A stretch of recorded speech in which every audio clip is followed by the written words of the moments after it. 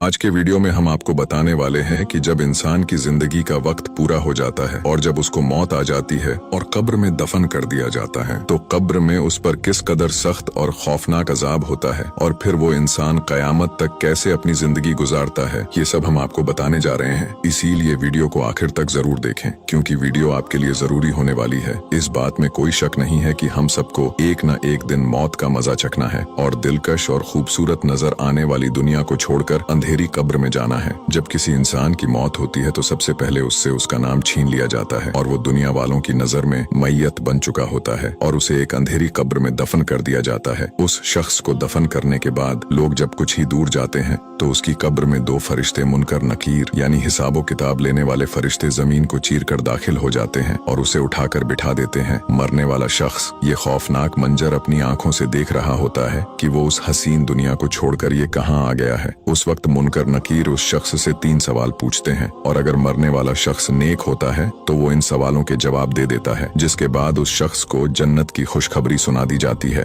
और जन्नत की खिड़की उसकी कब्र में खोल दी जाती है, जहां से उसकी कब्र में जन्नत की ठंडी हवाएं आती रहेंगी और उस शख्स को कयामत तक सुकून की नींद सुला दिया जाएगा। वो शख्स कयामत तक इस सुकून के साथ सोता रहेगा कि दुनिया में उस शख्स को कभी भी इतना सुकून नहीं मिला होगा। वही अगर मरने वाला शख्स बदकार और गुनहगार होता है तो मुनकर नकीर उससे भी यही 3 सवाल करेंगे कि तेरा रब कौन है, तेरा दीन क्या है और तेरा नबी कौन है। चूंकि मरने वाला शख्स गुनहगार और अल्लाह का नाफरमान होगा तो वो इन तीनों सवालों का जवाब नहीं दे सकेगा और कहेगा कि मैं कुछ नहीं जानता। इसके बाद फरिश्ते उस शख्स से कहेंगे कि हमें मालूम था कि तू यही जवाब देगा। इसके बाद उसके लिबास को जहन्नुम के लिबास में बदल दिया जाता है और उसकी कब्र को उस पर सख्त कर दिया जाता है और यही से उस शख्स पर अजाब की शुरुआत हो जाती है। इसके बाद कयामत तक उस शख्स को कब्र में अजाब होता रहेगा और इसके बाद जहन्नुम में भी उसे खतरनाक अजाब का मजा चखना पड़ेगा। जहन्नुम में जितने भी अल्लाह के नाफरमान बंदे होंगे उनमें से हर एक ये ख्वाहिश करेगा कि ऐ काश हमने अपनी सारी जिंदगी अल्लाह की फरमाबरदारी में गुजारी होती, लेकिन उन्हें कुछ भी हासिल नहीं होता। फिर वो अल्लाह रब्बुल इज्जत के दर्दनाक अज़ाबात में मुब्तला हो जाते हैं और उनके हाथ हसरत और निदामत के अलावा कुछ नहीं आता।